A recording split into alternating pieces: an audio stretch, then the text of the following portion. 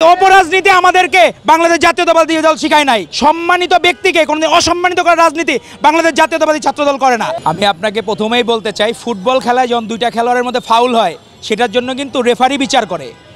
এখন আমরা দর্শক সারিতে থেকে, আমরা তো আর গভর্নমেন্ট না, সেখানে রেফারির জায়গা আছে অন্তর্বর্তীকালীন সরকারের প্রধান, স্বরাষ্ট্র উপদেষ্টা। বিচার ব্যবস্থার যে অবনতি এর দায়ভার তাদের, আমরা তো সরকার না। আমরা আমাদের যারা ন্যূনতম সম্পৃক্ততা আছে তাদেরকে সাথে সাথে আজীবন বহিষ্কার করা হচ্ছে। তো এই জিনিসটা না করে বিভিন্ন মব সৃষ্টির জন্য গুপ্ত সংগঠন হিসাবে তারা যে স্লোগান দিয়েছে, ধর্ষণের মামলা গতকাল জামায়াত ইসলামীর, আমরা কি এখন বলবো ডাক্তার শফিক এই জন্য দায়ী? কোনোদিন বলবো আমরা? এই অপরাজনীতি আমাদেরকে বাংলাদেশ জাতীয়তাবাদী দল শিখায় নাই। আমরা সেখানে শিখেছি যে যেটা সত্য, যেটা ন্যায়, আমরা সেটাই বলবো। সম্মানিত ব্যক্তিকে কোনোদিন অসম্মানিত করার রাজনীতি বাংলাদেশ জাতীয়তাবাদী ছাত্রদল করে না। চিটাগাং বিশ্ববিদ্যালয়ে ভিসিকে যে সেখানে সাধারণ শিক্ষার্থীর ব্যানারে শিবিররা হুমকি দিচ্ছে যে আপনাকে আমরা বসিয়েছি, আপনি আমাদের কথা শুনতে বাধ্য। এই ধরনের ধৃষ্টতা যে ধরনের ছাত্র সংগঠন দেখাতে পারে, তাদের কাছ থেকে বাংলাদেশের মানুষ আর কোনো কিছু ভালো কিছু প্রত্যাশা করে না। বাংলাদেশের মানুষ চায় গুপ্ত সংগঠন প্রকাশ্যে আসুক। প্রাণ সসের মাখামাখি টেস্ট নুডলসকে করে তোলে আরো ইয়ামি, আরো জোস। প্রাণ সস, সসের বস।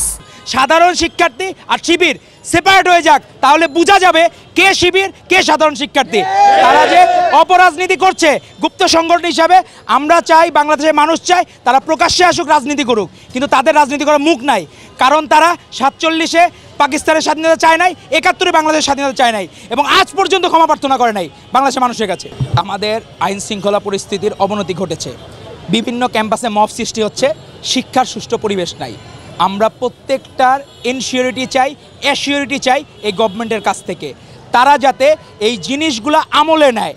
আমরা দেখলাম স্বরাষ্ট্র উপদেষ্টা ফানি টক করতেছে, কাউরে বলতে তোমার জামাই কত বেতন চায়, অমুক কত বেতন চায়, তমুক কত বেতন চায়। এইটা ছাড়া উনি আগে শহরের যে বর্বর হত্যাকাণ্ড সেটার জন্য যাক। আমাদের বিএনপি নেতাকর্মীরা গতকাল ভারপ্রাপ্ত চেয়ারম্যানের পক্ষ থেকে বরগুনায় গেছে, আপনারা কি গেছেন সরকারের পক্ষ থেকে? আমরা সেই জায়গা থেকে আপনারা সকলের দায়িত্ব নেন। শুধুমাত্র আপনারা এগুলা করে শুধুমাত্র মিডিয়ার সামনে ভালো কথা বললে কিন্তু হবে না।